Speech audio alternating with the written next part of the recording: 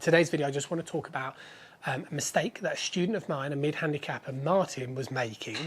And I think there's lots of you guys that are going to be making this same sort of mistake. And I'm hoping this video will really help you out. Now, I'll document more of Martin's progress as time goes on, but there's little snippets of this sort of session and the video will appear. What I was really trying to do is get Martin's impact position better, as I'm trying to probably suggest loads of you guys to do that as much as I do with my online students to improve that impact area. And there's a term in golf as known as running out of the right hand, which basically means when you look at professional golfers, their right arm is still bent in the impact area. When you look at most amateurs, the right arm is straight way before impact, and this makes the club too scoopy. This basically means that you're running out of right arm, which effectively means the distance between your right shoulder and the ground is too high, as opposed to where we tend to see pros. Now, but what Martin was doing, I think this is what a lot of you guys are doing, and got me thinking about it in a slightly different way, is Martin's always been doing these practice swings where he's trying to drop this shoulder down, and the problem with this is it's not encouraging him to turn. So it wasn't until the end of the session when I started getting Martin to do some very simple rotational drills, where I started getting this feeling of him trying to get the right shoulder over the ball, okay, similar to what I'm demonstrating here, that we started to trigger more rotation at the start of the downswing. So, as I concluded the session with Martin, it's the same context to what I'm saying to you guys. Okay, what you need to do is you need to make sure that that right shoulder is going as best as it can, and it continues to move through that hitting zone in that impact area.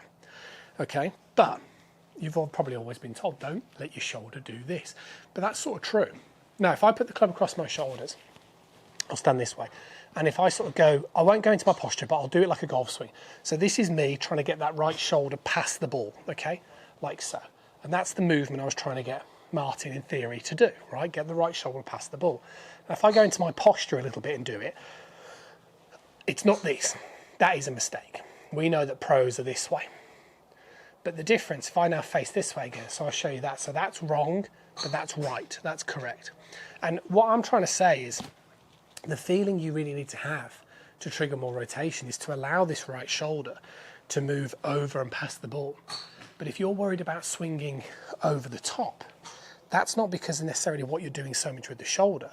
That's because you're lacking hip depth. Okay, so a great little drill that you can practice to get the feeling of the correct sort of movement is you can just do this at home. So you grab yourself a little chair, okay, you place it behind you and you put the club across your shoulders. And what you do is you go into your golfing posture and you basically just turn, okay, so I'm just going to turn my shoulders through like so, and then I'm just going to get my hip depth, and that's where you want to be. Okay, so let me do that now from face on, okay. Move that around, so face you guys, right, a little bit of my posture, turn through, okay, so my right shoulder's past the ball, and then into my posture, and that's the feeling that you need to have. So, what's happening in the golf swing is I am rotating around my spine, like so, like this. So that basically means my right shoulder is obviously coming forward as my left shoulder goes back.